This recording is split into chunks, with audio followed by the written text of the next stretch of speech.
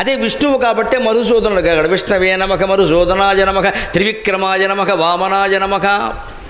త్రివిక్రముడు ఆయనే, వామనుడు ఆయనే. వామనావతార కథ. 3 అడుగుల నేల కోసం 3 అడుగుల బ్రాహ్మణ కుమారుల్లో వచ్చాడు. బలిచక్రవర్తి దగ్గర నుంచున్నాడు. ఏం కావాలండి, మీకు ఏం కావాలో అది ఇస్తాను అంటే, నాకేం వద్దయ్యా, కేవలం 3 అడుగుల నేల చాలు దానమీయమన్నాడు. బలిచక్రవర్తికి అహంకారం వచ్చింది. సాత్విక అహంకారం అంటారు దీన్ని. అహంకారం 3 రకాలుగా ఉంటుంది. సాత్విక అహంకారం, రాజసాహంకారం, తామసాహంకారం.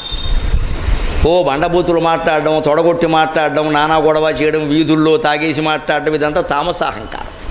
రాజసాహంకారం అంటే రాజకీయాల్లో ఉంటుందండి. అలాగే దానంలో కూడా ఒక్కోసారి ఉంటుందండి. ఒక్కోడు దానం ఇయ్యడు, కానీ వాడి దగ్గరికి వెళ్ళి పక్క వీధిలో రెడ్డి గారు ఇచ్చారండి బాబు అంటే, ఆయన ఇచ్చాడా, మనం ఇవ్వకపోతే అలాగా, ఆయన ఎంత ఇచ్చాడు, 10,000, నేను 15,000 ఇస్తా అంటాడు. అదే రాజసాహంకారం. ఆయన ఇవ్వకపోతే ఈయన ఇవ్వడం.